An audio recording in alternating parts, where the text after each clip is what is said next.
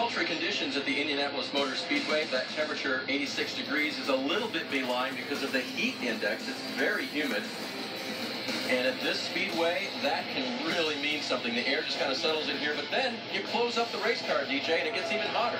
Yeah, to cut down on the drag, you keep all the air out of the car. And these drivers last year, we saw a lot of them feeling it, and it makes a real difference. Last year, it was 86 degrees, expected to be over 90 degrees tomorrow, but I can tell you, it gets really hot. You would think because of the long straightaway that you might get some air, but again, you're keeping the air out of the car to do that, so that just builds up air underneath because you're producing this horsepower, and all the heat is going up inside the race car, making the floorboards hotter, which just makes it hotter inside there for the drivers, KP.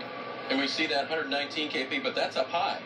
Yeah, that's high. And Dell and I were talking, if that was down lower, next to the floor pan, closer to where midway up the driver, I think that temperature would be up. Now, what I do, and I'm going to say this, for all you people in the Phoenix, Arizona area, that's a dry heat. Okay, 119. You see the 39 there, and it's beating back and forth between 39 and 40. That's the humidity inside the car because it is drier inside the car. The humidity outside on pit road right now is 75 degrees, and we talked about it being humid last year and how hot it is. It's hot on these drivers. It's killer on these crews. Yeah. Sometimes we forget. These guys are out there in 119, 120, 130 degree heat.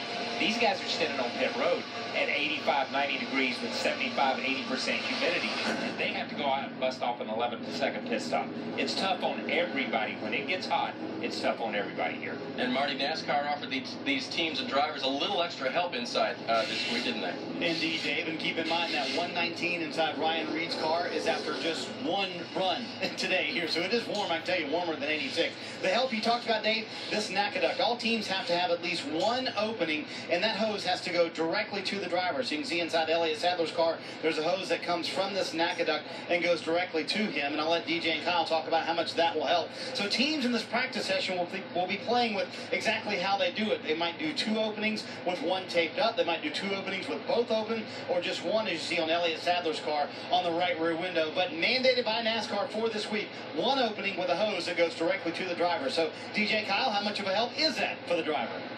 Well, I think the biggest thing is that if you have it open and you feel like that's really not doing anything, you really find out if you would close that off that, yeah, hey, that was doing something pretty good. You feel like maybe that it's kind of warm air coming, but you close that off and you're not getting any, then you realize, wow, it's a lot hotter in here without it, so it's nice to have. Yeah, it's just, you're just looking for some air movement. You just want the air to move around. Even if it's hot air and it's moving, in your mind, you're thinking, okay, I feel that breeze. I feel a little bit of something here.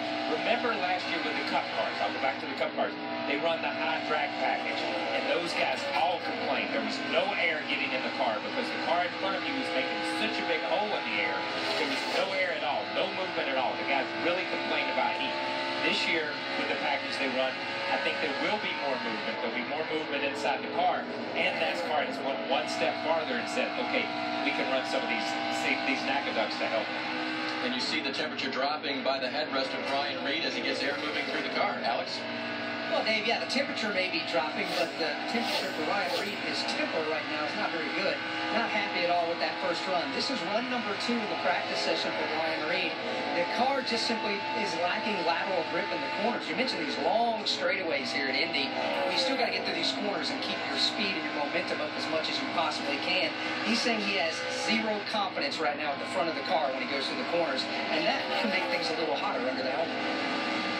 Yeah, and this racetrack to me always brings out whatever issues a race team may have with their race cars as far as handling goes. Because if you talk about the 4 distinct corners, the biggest thing is there's no banking when you get down into these corners. You're carrying speeds close to 200 miles per hour into turns 1 and 3. And if you've been lacking something as far as the downforce, the side force, maybe in your spring and shock package that's not getting your car down into the racetrack, this place is going to expose it more than anywhere else that you go. You've been watching our ticker, and of course, 2 Gibbs cars leading the way, 2 Richard Childress Racing cars after that, and Kevin Harvick in the top 5 right now as well, as Ryan Reed continues to make laps. Joey Logano behind him this week in Team Penske's number 22. He is currently 6th on the board.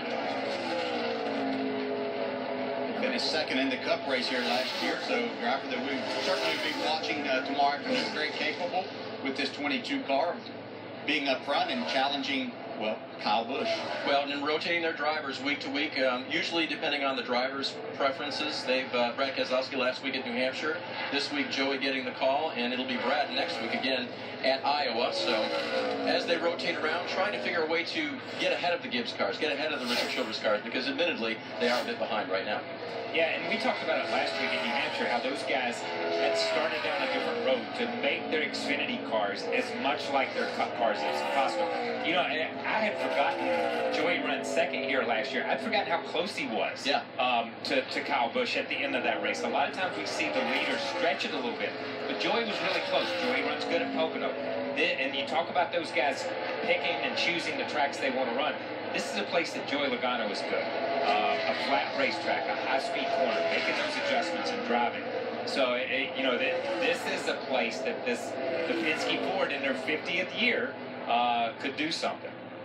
Nice to see Jeff Burton back. This time in the 98 car, ran, of course, the first 11 races of the year in the 43, and now back with Biaggi Denbesti Racing to race the Brickyard. What could be better?